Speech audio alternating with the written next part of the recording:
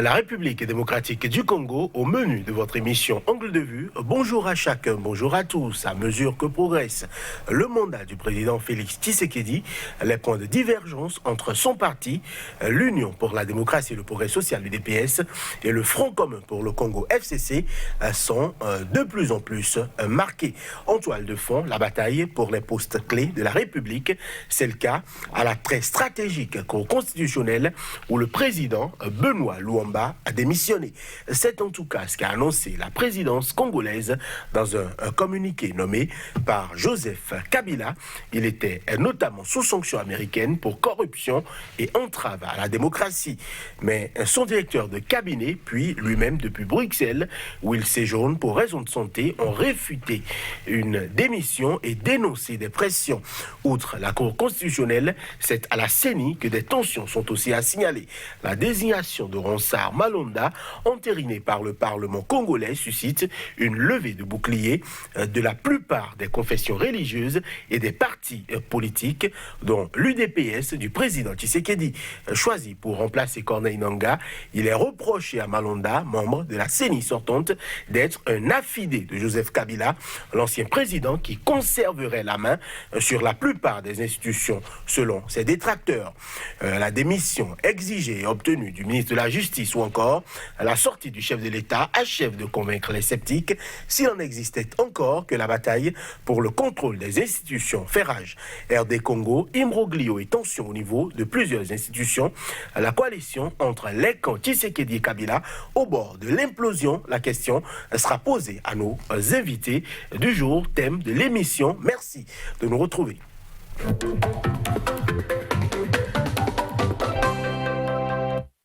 À nouveau, bonjour à chacun, bonjour à tous. À nos côtés aujourd'hui, Aimé Tchefa, bonjour. Bonjour. Vous êtes sociologue, expert en stratégie de développement. Face à vous, aujourd'hui, Lamine Sissé, bonjour. Bonjour. Vous êtes écrivain, expert en communication politique. Messieurs, la présidence annonce avoir pris acte de la démission de Benoît Luamba, président de la Cour constitutionnelle, mais son directeur de cabinet et son avocat habituel affirment le contraire. Que se passe-t-il à la Cour constitutionnelle congolaise, Aimé Tchefa? Merci, Monsieur Toanou. Dieu seul pourra dire avec précision ce qui arrive au Congo en ce qui concerne la démission ou non de Benoît Luamba, président de la Cour constitutionnelle.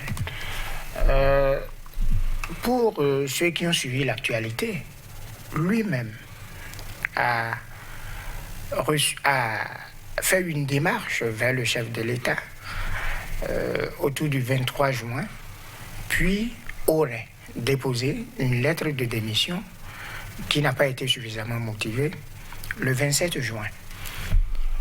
Le chef de l'État, pour une première fois, alors le 10 juillet, a reçu sa démission, ce que son avocat et ensuite son directeur de cabinet ont refuté.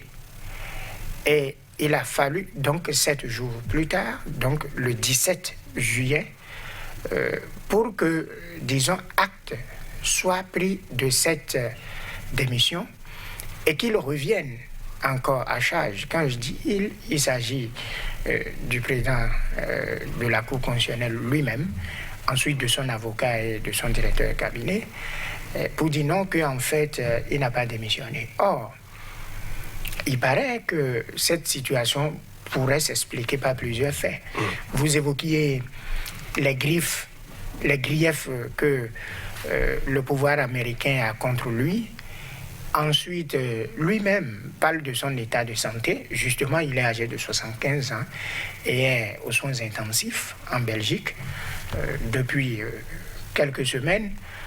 Plus plusieurs autres raisons de convenance personnelle liées à tel ou tel fait ou tel événement politique dont le tout mis ensemble pourrait constituer un matériau de réflexion à l'interprétation ou non de cette démission.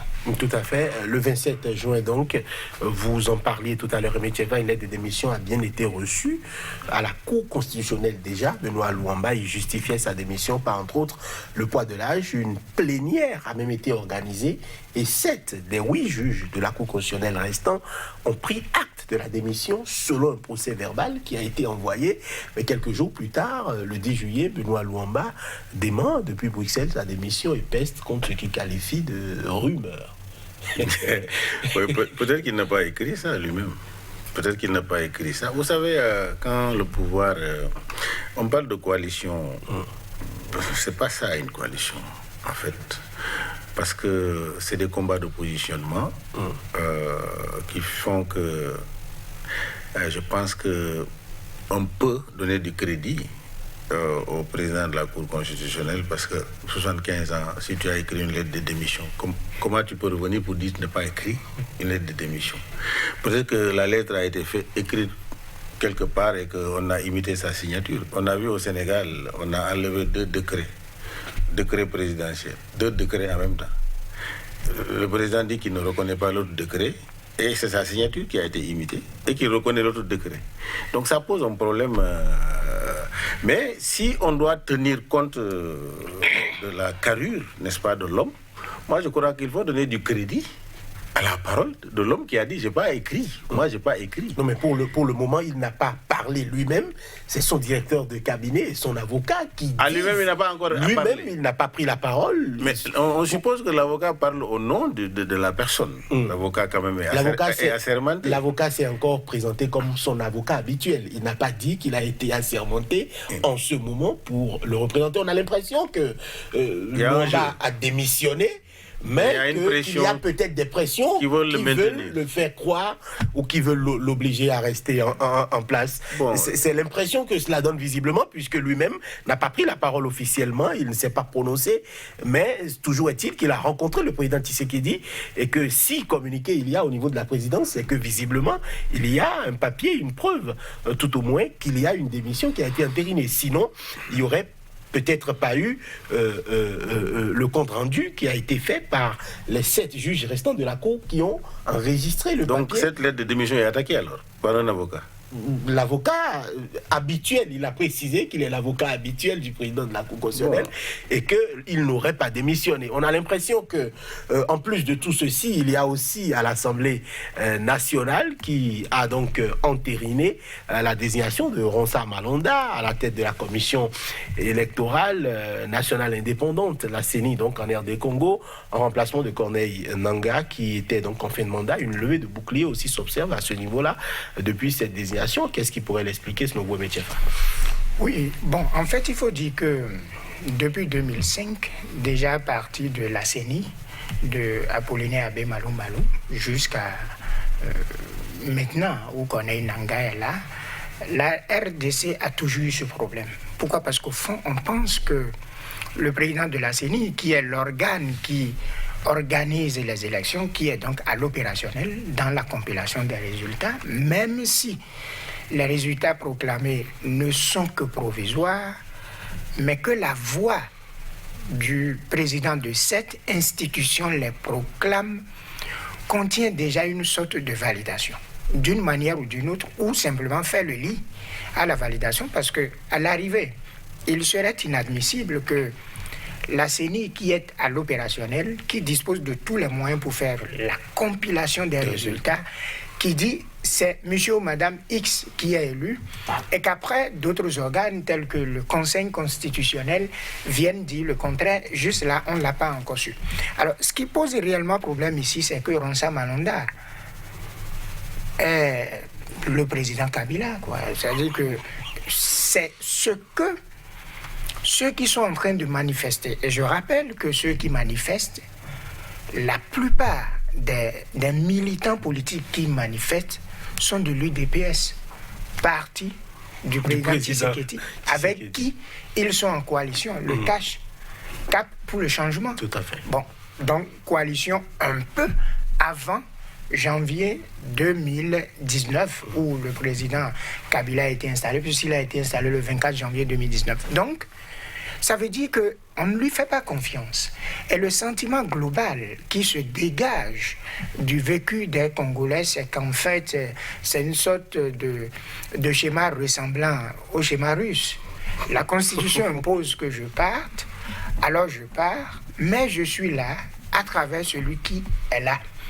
Et si vous entendez les Congolais parler, parce que je ne fais que vous dire ce que les Congolais m'ont dit. Si vous les entendez parler, ils désignent le président Tshisekedi comme un pantin. Et vous savez bien ce que c'est qu'un pantin. Bon, donc on prétend que les ordres lui viennent de Kangatibi, c'est-à-dire la ferme du président Kabila qui est à l'extrême de Kinshasa. Donc il va là-bas pour prendre les ordres qu'il doit exécuter. Bon, voilà. Donc tout ceci en perspective de la prochaine élection présidentielle qui arrive et que, selon les manifestants, et cette fois-ci, toutes les obédiences religieuses, c'est-à-dire l'Église catholique, l'Église protestante, les koubanguistes et même les musulmans, tous ensemble parlent d'une même voix, à savoir tout le monde sauf celui-là qui, au fond, est perçu comme le président Kabila. Voilà. Alors, mais aujourd'hui, Tshisekedi n'a rien de pantin. Il l'a montré plusieurs fois à travers des décisions courageuses, notamment le fait d'avoir lâché son plus grand allié, on le rappelle, hein, son ancien directeur de cabinet. Moi, je pense qu'il y a une contradiction par rapport aux faits. La contradiction se trouve au niveau du fait que si Kabila, la CENI était contrôlée par un homme de Kabila au moment des élections, mais ce n'est pas le candidat de Kabila qui a gagné les élections. Ça, c'est un.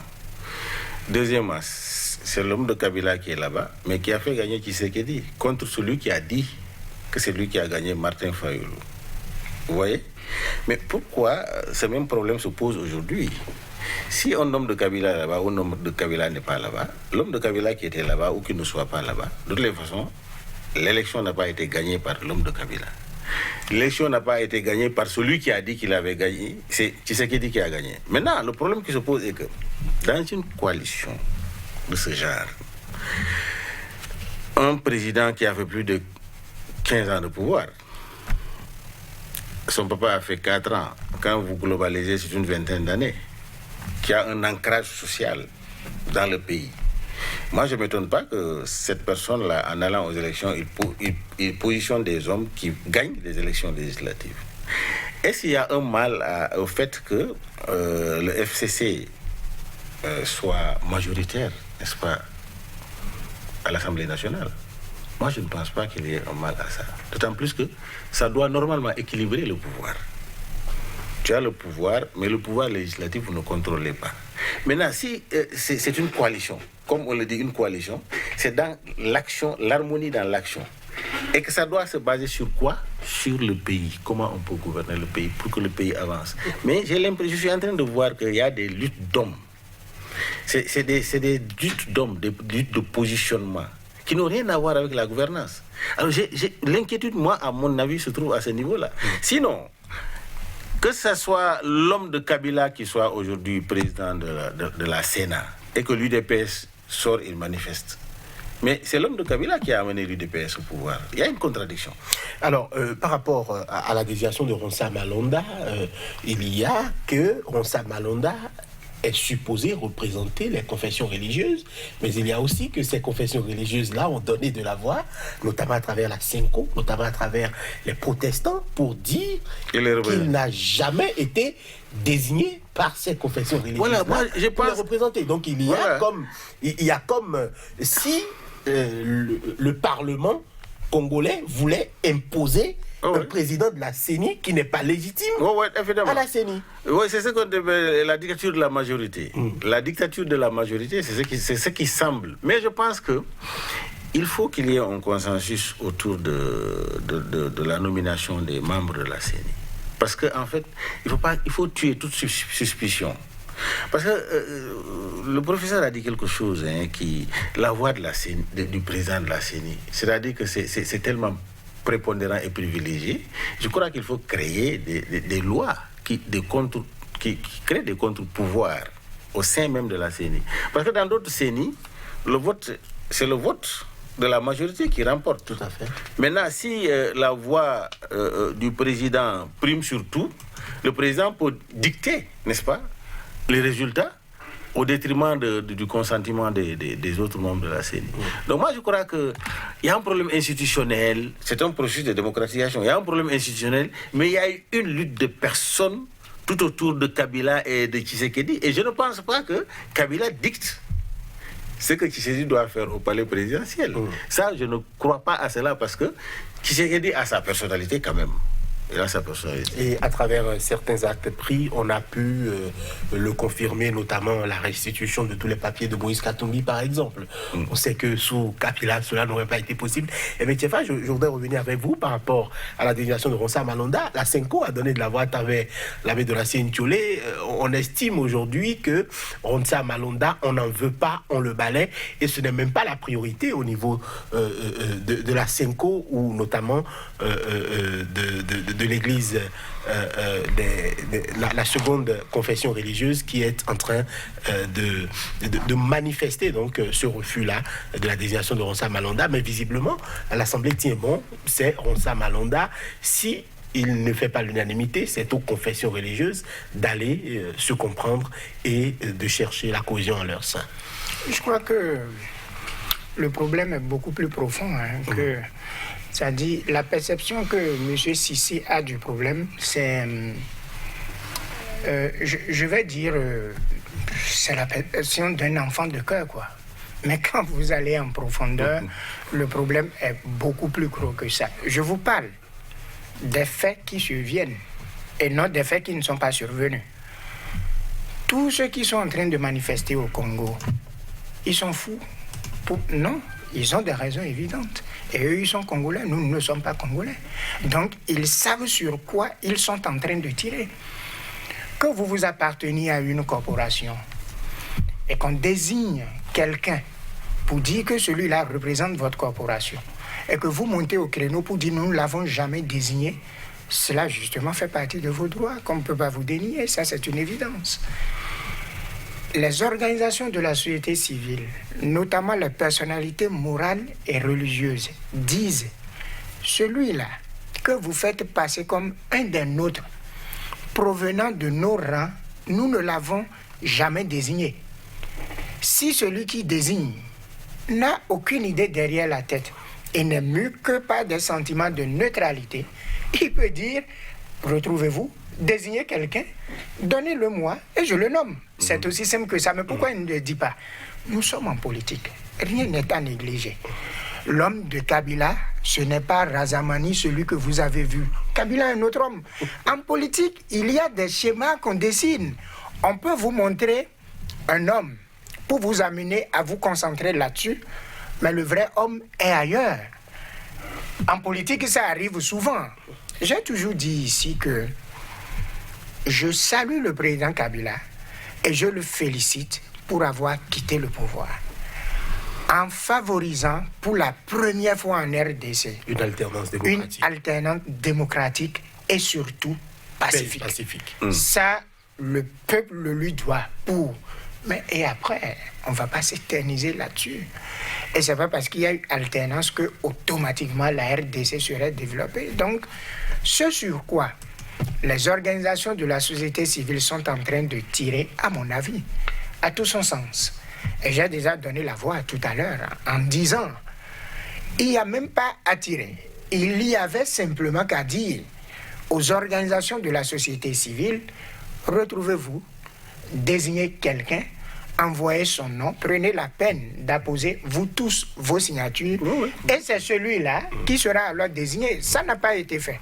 Si ça n'a pas été donc fait, ça veut dire que d'autres objectifs sont poursuivis. Et en termes de lecture, étant donné que ce sont des acteurs qui se connaissent très bien, parce qu'appartenant à un même système, et qu'au sein de cette organisation, le fait de se côtoyer depuis des décennies fait que, ou tout cela favorise le fait qu'on subordonne telle ou telle chose par rapport à tout ce qu'on sait. Regardez, depuis la désignation de Ronsa Malonda, on ne parle que de ça en RDC.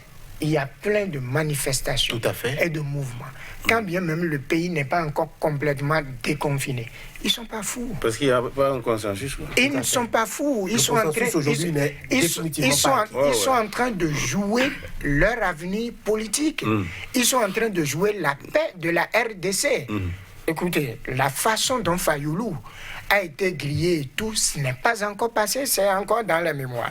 Alors, ils sont en train de poser les balises pour que, aux prochaines élections présidentielles, ce soit vraiment la voix du peuple qui est celle qui soit respectée. C'est aussi simple que ça, mais déjà là, ils sont en train de subordonner de manœuvres, d'accord, pouvant reconduire les mêmes faits qui ont été vécus par le passé. On ne peut pas dire qu'ils ont tort par rapport à cette démarche de proactivité, de dire non, nous voulons écouter. Pourquoi ne pas mettre, par exemple, un prêtre, un pasteur ou un imam à la tête de cette organisation?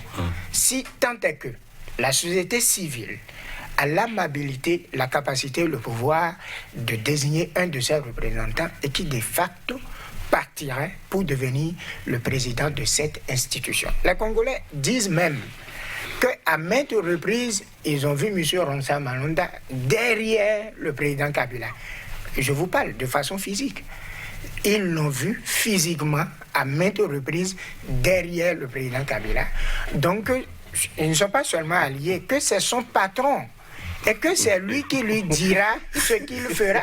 Non, je vous parle de ce que les Congolais ont dit. C'est ce qu'ils ont dit. Donc, on ne va pas balayer tout cela de la main parce que ça pourrait remettre en cause la paix. Je suis d'accord par principe. Je suis d'accord avec le professeur par principe. Parce que ces organes-là ne peuvent pas être dirigés sans un consensus. Parce que tant qu'il n'y a pas la confiance mutuelle dans la conduite de ces institutions-là, ça pose un problème au cours des élections. C'est ce qu'on appelle en amont et en aval. Et les instruments qui vont mesurer, qui vont contrôler les élections, il faut que ces instruments-là apaisent. Et c'est dans ces choix-là où on apaise ou on n'apaise pas. Mais maintenant, moi, mon problème est que si on parle, on a l'impression que Kabila n'a pas de peuple. C'est-à-dire que Kabila est un singleton, celui qui est derrière lui, etc. Mais celui qui a la moitié, plus de la moitié des députés à l'Assemblée nationale, est suffisamment représentatif dans le pays. Que quelqu'un soit derrière celui-là, donc c'est son patron. Donc Kabila, il est stigmatisé, il est vu comme... c'est-à-dire que celui qui touche Kabila, c'est un malheur, quoi.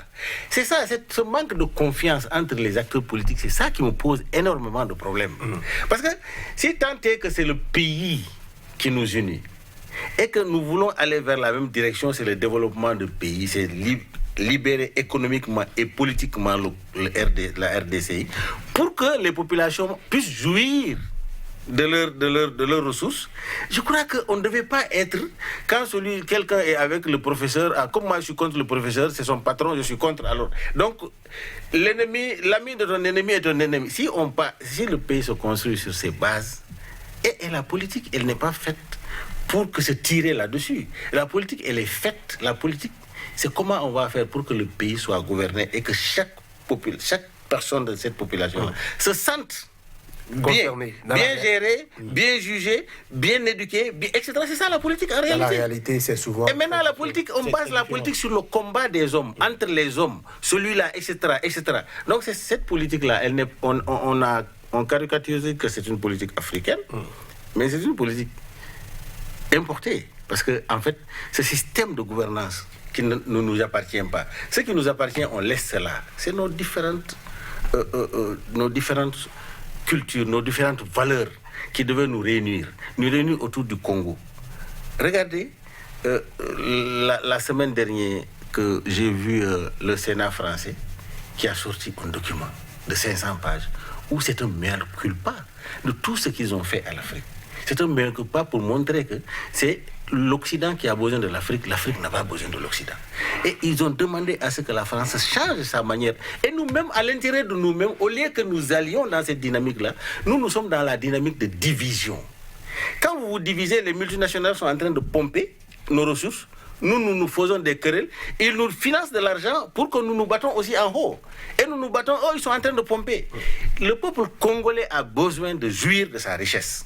Alors, je crois que Si on pouvait avoir une institution crédible, transparente, où on va voter pour des gens patriotes au Congo, qui vont balayer tous ces gens-là qui se battent là, pour mettre des hommes de type nouveau, qui sont prêts à se battre pour le peuple congolais. Vraiment, j'allais applaudir. Voilà, alors le président de la République démocratique du Congo, Félix Tshisekedi, a lui lancé un appel au calme et au rassemblement au sein de la coalition au pouvoir à Kinshasa. Votre avis, rapidement, MTF? Oui, en tant que chef de l'État, c'est sa responsabilité. Il ne peut pas faire une autre chose. Il a rappelé les Congolais à leur responsabilité, il les a rappelés à la paix et au devoir civique, mais jusque-là, il a dit que lorsqu'il n'y aura pas le consensus qu'il faut, qu'il ne va pas entériner la nomination de Ronsa Malonda. Tout à fait. Il a dit ça aussi. Donc jusque-là, sa nomination n'a pas été encore entérinée. Pourtant, celui-là provient de la coalition qu'il a portée au pouvoir. Cela signifie donc qu'il y a un problème. Bon, maintenant, la politique décrit M. Cissé et tout, bon, je crois que ça n'existe nulle part sur la terre, hein, parce que tout le monde sait bien que l'idéal politique, l'idéal type politique, les jeux politiques, les jeux des acteurs politiques partout au monde, c'est la même chose. L'homme politique n'est préoccupé que par le pouvoir. Et en vue de son ascension, d'accord, par rapport à ses idéaux politiques, écoutez, il y a des courants. Nous n'aspirons pas tous au développement de notre pays dans la même vision et par rapport à la même idéologie. Il y a un combat idéologique. Et à l'intérieur de chaque famille, quand vous prenez le cas de la France, qui a atomisé Sarkozy, qui a tué Fillon, vous avez vu le combat fratricide de la droite, notamment des Républicains. Mais c'est ça qui a favorisé la montée au pouvoir de Macron. Tout à fait. Macron, aujourd'hui, à l'intérieur de la République En Marche, a beaucoup de problèmes.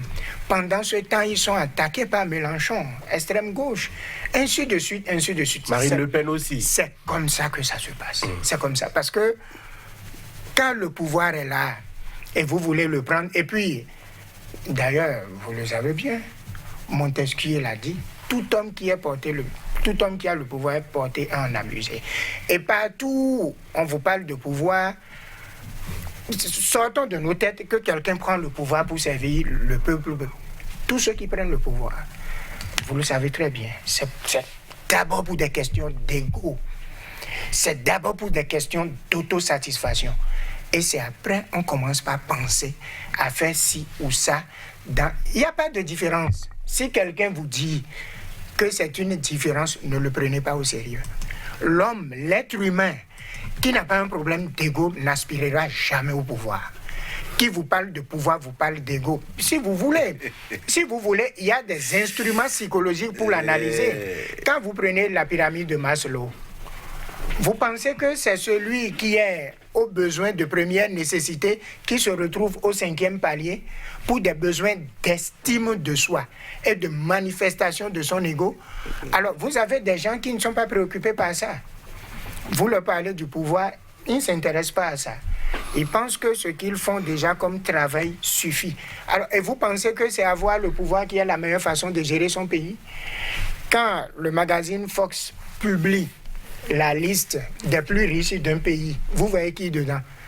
Ceux qui ont été au sommet de l'État ont géré les ressources de l'État. Donc je vous en prie, enfin moi, je ne suis pas de l'école qui pense que quelqu'un vient au pouvoir pour servir son peuple. Et puis d'autres peuvent le croire, mais moi je ne suis pas de cette école. Ceux qui viennent au pouvoir, c'est d'abord, je dis d'abord, il ne faut pas enlever le mot d'abord, c'est d'abord pour se servir leur pays. Tous ceux qui ont le pouvoir, tous ceux qui n'ont pas le pouvoir, aspirent à l'avoir. Et tous ceux qui l'ont ne veulent pas le laisser. Ils font même des efforts pour le transférer, soit à leur progéniture, soit à un de leurs proches. Et on parle de clan de pouvoir. Et quand le pouvoir est dans un clan, ce clan-là se débrouille pour le garder le plus longuement que possible. Simplement parce qu'ils ont envie de servir, simplement. Donc, eux, ils sont tellement des bons dieux-là que tout ce qui leur préoccupe, c'est servir. Je crois que vous êtes d'accord sur ce que vous dites. Lamine Cissé est en train d'enseigner le principe, d'enseigner ce qui doit être. MTFA est plutôt dans la réelle politique. Non, il est en train de décrire les mauvais les politiciens, les gens qui font de la politique politiciens. Ça, c'est lié au caractère des personnes. Oui, mais c'est quasiment partout ailleurs. Non, attendez. C'est quasiment partout ailleurs. Non. C'est ce que nous avons hérité. C'est-à-dire que nous avons en majorité. Ça veut dire que dans nos pays, il y a de vrais patriotes. Quand ils prennent le pouvoir, ils vont servir le peuple. Vous savez, la politique n'est pas... Je prends le pouvoir pour me servir d'abord. Rapidement. C'est pas ça qu'on nous a appris en politique. Et je vais donner des exemples suffisamment en Afrique de l'Ouest. Rawlings a pris les armes, c'est pas pour se servir. Il est au Ghana, il circule en voiture. Il a servi son pays. Thomas Sankara a pris le pays au péril de sa vie. On l'a tué. S'il voulait se servir là, on n'allait pas le tuer. Parce qu'il allait répondre aux besoins des Occidentaux. Patrice Lumumba de la RDC là, s'il avait suivi les Américains et les Belges, il n'allait pas mourir. Mais il a dit non, mon peuple d'abord.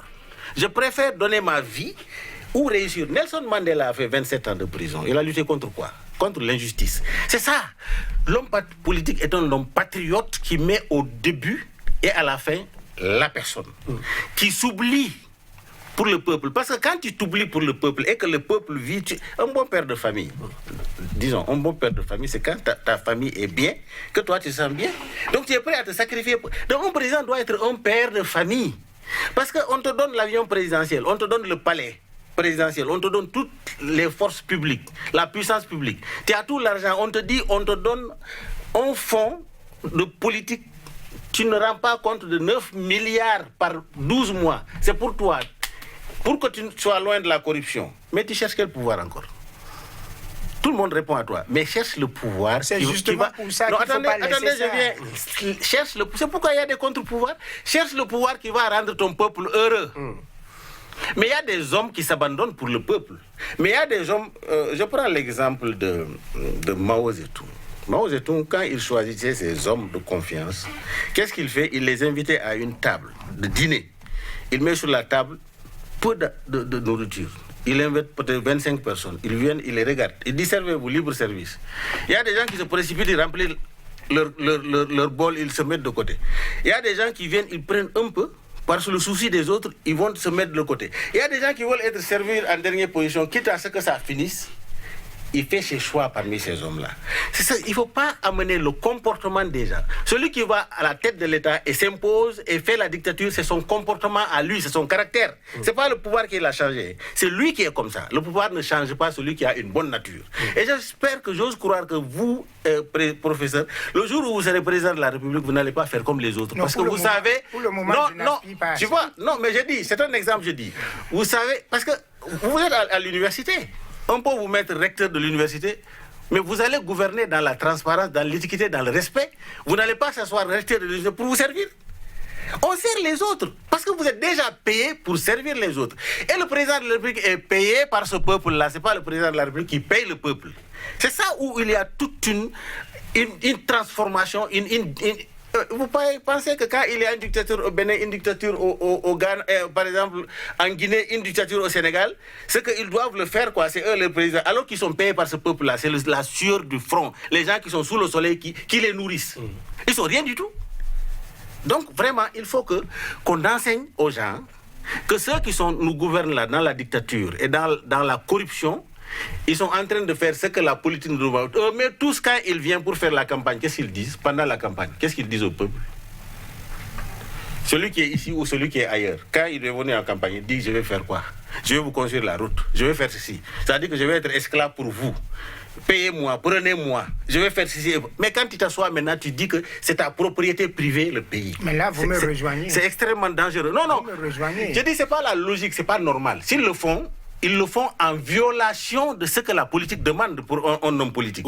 Je ne dis pas un homme politicien politique. Je dis un homme politique, un acteur politique, travaille pour faire avancer le peuple. Tout à fait. Alors, nous allons revenir au cas d'école. La démission du ministre de la Justice, Célestin Tounda. J'aimerais avoir votre avis sur le fait qu'on reproche à un ministre de la République d'être allé divulguer des informations du Conseil des ministres à l'Assemblée nationale. Non, au fond, je mets cela sur le crédit du dysfonctionnement de la coalition Cash. Parce qu'en fait, si vous voyez, c'est-à-dire c'est une coalition qui, dans le fond, Dernièrement, lors de la fête d'indépendance du Congo, le président Tshisekedi, aux côtés de son aîné, le président Sassou, rappelait encore l'utilité de faire en sorte que la coalition fonctionne effectivement et qu'en dépit des dissensions internes, il va falloir trouver les voies et moyens, les mécanismes nécessaires pour faire fonctionner cette coalition-là. Il a dit, cela sous-entend qu'en fait, ça ne fonctionne pas très bien. Et ça, c'est pas un secret. Tout le monde sait que ça ne fonctionne pas comme cela devrait fonctionner. Et pourquoi ça ne fonctionne pas bien? Parce qu'en fait, le partage du gâteau pose un problème à travers le partage des différents postes. Tel parti, par exemple FCC, voudrait avoir plus de députés à l'Assemblée nationale que l'UDPS. FCC voudrait, par exemple, contrôler la CENI et non l'UDPS. La majorité du gouvernement est FCC. La majorité du gouvernement est FCC. Alors que, pour être sincère, le FCC n'est plus directement au pouvoir. Donc, il faut employer les mots qu'il faut, il y a un envahissement du FCC. Et je le dis souvent, si vous et moi, nous sommes en coalition, nous travaillons ensemble, et que c'est moi qui dois toujours jouer le second rôle, alors que c'est moi qui suis président de la République, ça poserait un problème. Je l'ai toujours dit ici. C'est-à-dire, c'est dans cet état d'esprit-là. Le clash est donc inévitable, selon vous? Non, je ne vais pas dire inévitable. S'ils se comprennent mieux, s'ils jouent mieux la carte de la sincérité, parce que le risque de ce qu'ils sont en train de faire, c'est que tôt ou tard, ils vont s'auto-détruire. Et pour qui? Pour Fayoulou. Alors, s'ils pensent, c'est comme on le dit en France, à droite, les droitiers en France ils disent qui sème la division récolte le socialisme. Donc, s'ils sèment la division entre eux, ils vont récolter Fayoulou. Alors, ils ont intérêt à trouver les voies et moyens. L'un ne doit pas être trop gourmand, l'autre ne doit pas estimer que le premier l'étouffe et qu'il faut qu'il s'en débarrasse. Parce que jusque-là, observez bien, ceux qui ont présidé à la destinée du Congo, pour la plupart, sont du pouvoir à travers leur famille. Vous savez bien, le président Kabila, le président Tshisekedi, leur famille était déjà en politique. Donc, juste là, on n'a pas encore eu d'acteurs politiques neutres, n'ayant pas d'histoire de famille en politique qui préside à la destinée de ce pays-là. Il faut tenir compte de tout cela pour montrer que la coalition ne fonctionne pas de façon optimale. Il va falloir faire des sacrifices de part et d'autre pour qu'elle puisse réellement fonctionner. Sinon, ils vont tous se perdre. Alors, un ministre de la République qui est accusé par le chef de l'État d'avoir divulgué des informations. Non, c'est-à-dire que c'est qu'il y a un dysfonctionnement dans la conduite de la gouvernance. Vous savez, l'amitié, n'est-ce pas plutôt parce que certains ministres FCC estiment qu'ils doivent plutôt leur fidélité à l'ancien président Joseph Kabila, plutôt qu'au chef de l'État. C'est une faute. C'est-à-dire que c'est ça qu'il faut rétablir, l'ordre là. Parce que moi, quand j'ai vu, ils ont fait 7 mois pour former un gouvernement, 7 mois, je me suis dit, la gouvernance va être difficile. Parce qu'ils n'ont pas besoin de tout ça là. C'est-à-dire que cette coalition n'a pas été suffisamment préparée. La désignation du Premier ministre a d'abord pris plusieurs mois. C'est ce que j'ai dit. J'ai dit cette coalition n'a pas été suffisamment préparée pour avoir une feuille de route, une vision claire de gouvernance. Ça pose un problème. Alors, les gens, ceux qui sont du FC de Kabila, pensent toujours que c'est Kabila qui est au pouvoir. Il faut qu'ils se déconnectent de cette pensée-là que c'est Kabila qui est au pouvoir. Kabila n'est plus président de la République. C'est Tshisekedi qui est président de la République. Ils n'ont qu'à lui donner toutes ses prérogatives. Et s'il ne lui donne pas, il n'a qu'à prendre parce qu'il l'a déjà en main. Il a toute la puissance publique en main. Il n'a qu'à jouer pleinement son rôle en tant que... Mais il n'a qu'à laisser maintenant le législatif jouer son rôle de législatif. Et c'est là, c'est dans l'harmonie gouvernementale que chaque camp doit se respecter. Alors pour qu'il y ait cela, je crois que Tshisekedi a besoin de bien parler avec Kabila. Kabila ne doit pas se taire, il doit sortir. Il doit sortir pour intimer l'ordre, n'est-ce pas, à sa troupe, pour montrer que, mais il faut aider Tshisekedi à achever sa gouvernance. Sinon, cette gouvernance-là, quand les gens sont là, ils pensent que quand tu appelles Kabila, Kabila te dit fais ça, tu vas aller faire ça là. Tu es en train de créer un imbroglio qui n'arrange pas le peuple congolais. Moi, je pense que c'est ça. Sinon, un ministre doit rendre compte à son président.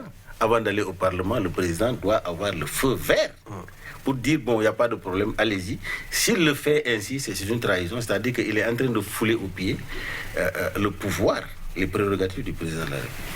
Alors, au niveau... Parce que c'est le président qui l'a nommé. Tout à fait. Voilà. Au niveau du haut commandement de l'armée, il y a aussi eu de nouvelles mutations de la part du président Félix Tshisekedi. Est-ce que selon vous, tout cela participe d'une meilleure sécurisation de sa propre personne déjà et pourquoi pas des institutions de l'État? Oui, bien sûr. Il fait partie en général et en amène un autre. Un autre qu'il pense être le sien, être de son côté. Il ne faut pas oublier, il s'agit de l'armée. Et dans un pays comme la RDC, vous savez très bien le rôle que l'armée joue dans l'exercice du pouvoir, même s'il est acquis démocratiquement. Alors, le président Tshisekedi a même déjà mis un peu trop de temps, sinon, en général, cet appareil, surtout l'appareil de l'armée, du début jusqu'à la fin, dans les hommes, devant servir la République au plus haut niveau, de façon systématique. Quand un autre régime vient, il plie bagage. Il plie bagage. C'est comme cela que ça se passe, juste pour des questions de sécurité liées d'abord à sa propre personne et ensuite fiabilité des renseignements et surtout de leur sécurité. Ce que nous faisons à l'interne, nous le maintenons vraiment à l'interne et il faut qu'on s'assure que ce n'est pas allé ailleurs. Le général qui est parti, en fait, était soupçonné de faire des rapports à qui vous savez, qui donc depuis chez lui est exactement au même niveau d'information que le président Tshisekedi qui est au pouvoir. Alors, celui-ci pense que le pays ne peut pas fonctionner comme ça. Je pense que c'est de son droit de repositionner ou de positionner ses collaborateurs sur la base de confiance et surtout de loyauté pour qu'ils puissent véritablement travailler. Votre avis rapidement? Parce qu'à ce niveau-là, pour l'armée, c'est délicat. Hein? Si l'armée est républicaine, un président n'a pas besoin de balayer les hommes quand il vient. Si l'armée est républicaine, je dis, hein, ça dépend de quel type d'armée nous avons. Par exemple, nous au Sénégal, ce problème-là ne se pose pas. Depuis Senghor, le président qui vient, il fait confiance. Parce que l'armée, c'est une discipline, c'est les grades. Alors donc, quand vous désorganisez trop l'armée, vous êtes en train de mettre vous-même votre sécurité. Non, pas désorganiser. Non, quand je parle désorganiser, vous changez parce que vous n'avez pas confiance. Un chef d'État doit faire confiance à son armée. C'est pourquoi je dis ça dépend si l'armée est suffisamment républicaine. Peut-être que dans le cas de la RDC, il y a un problème que j'ignore. Mais l'armée, c'est l'arme qu'il connaît, son chef hiérarchique, etc. Bon, maintenant, Kabila, à son niveau, là où il est en tant qu'ancien président, c'est un fils de guerrier, c'est un fils de rebelle. Donc, il a manié les armes ailleurs. Oui, mais militaire. Voilà, militaire. Donc, je pense qu'il ne peut pas ne pas être au courant de ce qui se passe, même si on change le chef d'état-major. Je pense qu'il ne peut pas ne pas être au courant de... Parce qu'il a des renseignements, lui aussi. Hein? Et il a son staff, etc. Et là, il est renseigné de ce qui se passe dans le pays. Et je pense que il ne faut pas que les gens, le peuple congolais doit sortir cette dichotomie qu'ils ont entre Kabila, dans leur tête, entre Kabila et Tshisekedi, pour que le pays avance. Kabila et Tshisekedi doivent forcément collaborer. Même Kabila et Tshisekedi avec l'opposition même, la CMCO, etc., doivent collaborer. Parce qu'en fait, c'est la gouvernance globale du pays dont il s'agit. Ce n'est pas une gouvernance sectaire ou sectorielle. C'est la gouvernance globale. Il faut que toutes les forces, n'est-ce pas, qui sont en présence puissent participer à cette gouvernance-là. C'est extrêmement important. Voilà. Cela est lié au changement de mentalité. Il faut qu'ils changent leur mentalité et comprendre que entre Kabila et Tshisekedi, c'est le pays qui doit les mettre ensemble. Mais il ne doit pas avoir une division fondamentale, quoi. Voilà, un appel donc à la paix, à l'union, à la collaboration. On va retenir cela comme mot de fin. Vous êtes Lamine Cissé, écrivain expert en communication politique. Face à vous aujourd'hui, un métier face, sociologue, expert en stratégie de développement. Messieurs, merci d'avoir été là. Après un bon débat, plutôt technique. Hein. On espère que, chers téléspectateurs, vous l'avez apprécié. À très bientôt pour notre numéro de Angle de Vue.